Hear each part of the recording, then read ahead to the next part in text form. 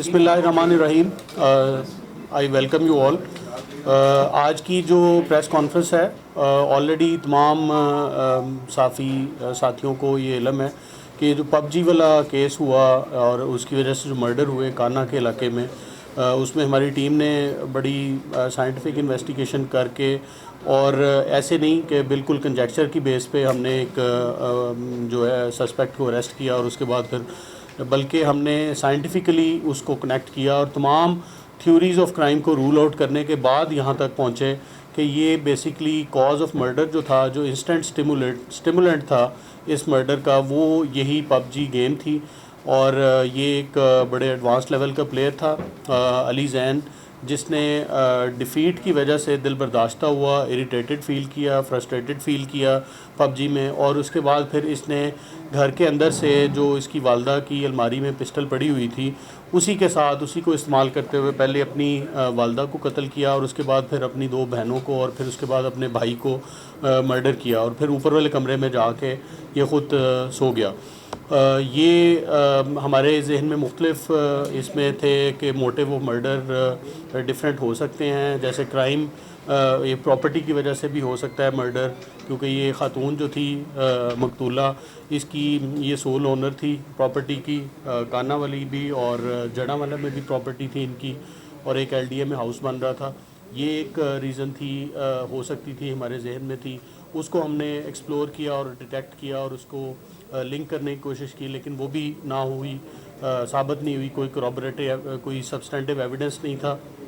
उसके बाद फिर कोई गैरत का एलिमेंट भी एक हमने चेक किया और उसमें भी हमने अपनी टीम्स को लगाया, और लेकिन वो भी सब्सटेंशिएट ना हुई।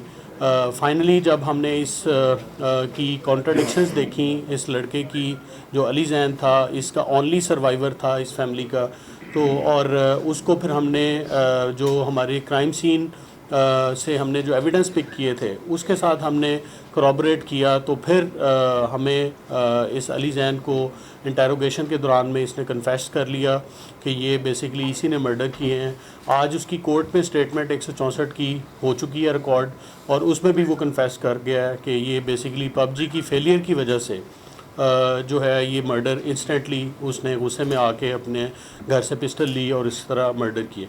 मैं आपको बताना चाहता हूँ कि ये पहला इंसिडेंट नहीं है। इसके अलावा 3-4 ऐसे इंसिडेंट्स लाहौर के अंदर ही हो चुके हैं। जैसे अभी रिसेंट पास्ट में एक इंसिडेंट हुआ था जिसमें रुमैसा एक लड़की थी जो कराची से आई, और उसको भी पबजी की एक फ्रेंड के थ्रू उन्होंने बुलाया और उसके साथ फिर यहाँ पे एक इंसिडेंट हुआ, वो इंसिडेंट ऑफ रेप था। उसके अलावा एक नवाकोट में एक मर्डर हुआ था जिसमें एक मर्डर किया लड़के ने ख़ातून को और उसके भाई को, वो भी एक पबजी की वायलेंस की एक एग्जांपल है। 3-4 इंसिडेंट्स हैं जिसमें वो यानी आपस में इनकी लड़ाई हुई पबजी से मना करने पे, और उसमें भी एक वायलेंस का एलिमेंट था। ऑल्दो उसमें डेथ नहीं हुई, लेकिन वो भी एक केस है, लाहौर का ही है।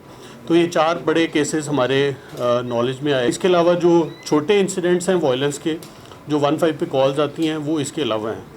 तो हमने जब फैसला किया कि इसको पबजी की बैनिंग के लिए हम मूव करेंगे, और आज हमने उसका एक लेटर ड्राफ्ट करके हमने मूव किया है, IG साहब को भिजवाया है, ताकि ये PTA को, पाकिस्तान टेली कम्युनिकेशन अथॉरिटी जो है, वो इसको केस को टेकअप करें, और जो वायलेंट गेम्स हैं जो इसमें पबजी भी आती है, जिसमें और भी कुछ गेम्स आती हैं, उसकी उस पर एम्बार्गो किया जाए और उसको बैन किया जाए। हमें एज ए लॉ इन्फोर्सर हम समझते थे कि हमारी ये ज़िम्मेदारी है कि हम सोसाइटी को जो है वो एक पीसफुल सोसाइटी बनाने के लिए मूव करें, और जो हमारे वायलेंट गेम्स की वजह से घरों में इम्पैक्ट आ रहा है और जो क्राइम पे इम्पैक्ट आ रहा है उसको हम एड्रेस करें। तो उसी के लिए हमने ये आज हमने मूव कर दिया है, और होपफुली ये IG साहब इसको टेकअप करेंगे with Pakistan telecommunication authority, and then हम इसका देखेंगे कि जी आगे उसका क्या लीगल प्रोसेस है।